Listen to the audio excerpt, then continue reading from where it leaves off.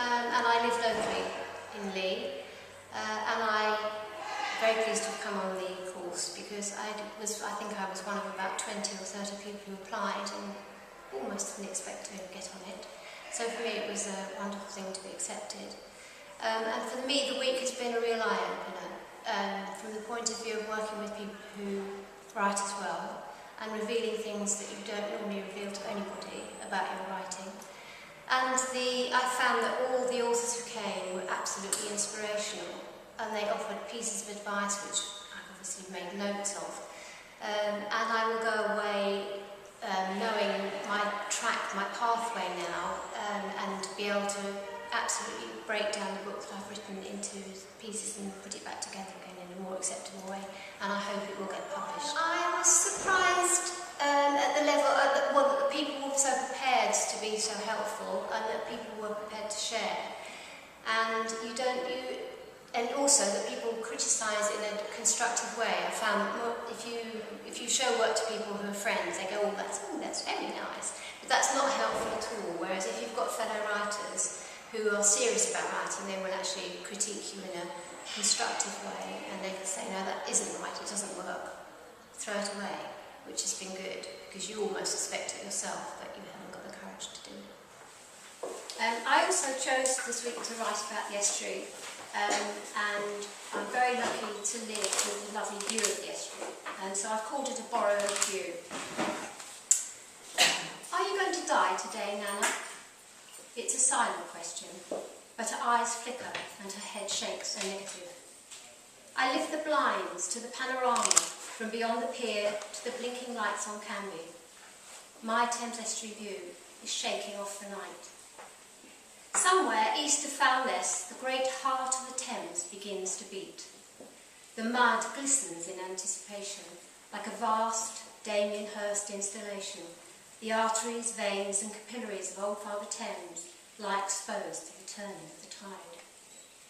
I prop the feather pillows under her right shoulder to tip her ancient frame towards the pier and the full glory of the rising sun.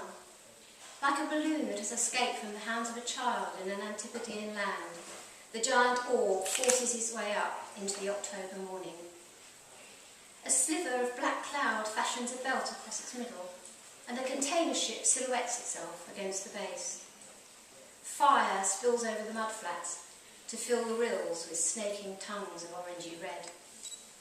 Dotted on the gloopy carpet are the black shapes of the boat diggers, bent double to fill their buckets with lugworms before the incoming tide swirls around them and cuts off their retreat.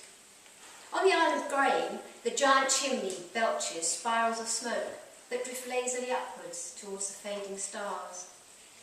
3 of the 5 metal giraffes who live on the Kent coast have just dipped their slender necks to deliver cargo to waiting ships. The air in the room is old lady sour. I open the door just a little and slide out onto the decking. It's too much to leave unshared. Inside, I roll the old woman like an enchilada in the duvet and drag her out into the morning. We sit, her lank grey hair tucked under my chin, my arms and legs folded round her. Somewhere along the towpath, a dog's bark echoes in the crisp, salty air. The Brent geese, who are busy minding their own business, take off as one. The head honcho leads them in a flapping vector across the line of our vision. Big birds, she murmurs. No, geese, Nana, geese. As the sun shimmies a little higher and settles, the water becomes silvered, and the cockleboats begin their homeward run along the creek, which meanders from Westcliff to the old town. Today, they glide through the filling channel like a family of ducks. The captain of the Renown, eager to get his catch back to the waiting sheds, misjudges the path. The bow noses gently into the soft mud of Fourth Bend.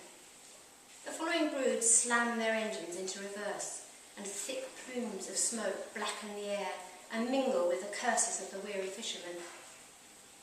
With 10 minutes more tide under the hull and much revving of her engines, Renown finally breaks free from the glutinous captor. The delay has cost the fishermen precious time, and they nose to nose at speed until they are out of sight. The pile of bones in my arms shifts and shivers. I manhandle the precious bundle back to the bed and gently unroll her. Her eyelids close and she dreams. I hope of better days. I sit in the chair beside the bed and hold her knobbled fingers in my own. Do you remember the summers when I was a little girl? I begin. I feel her fingers curl in mine, and a hint of a smile tips the corner of her mouth. She drifts back to her private place once more, and I'm left alone, to recall a time when her hair was permed, primped and bleached to a stiff, brassy blonde, tinted with a blue rinse. Don't go, I say. She stirs and turns to face me. Not today, my lovely, not today.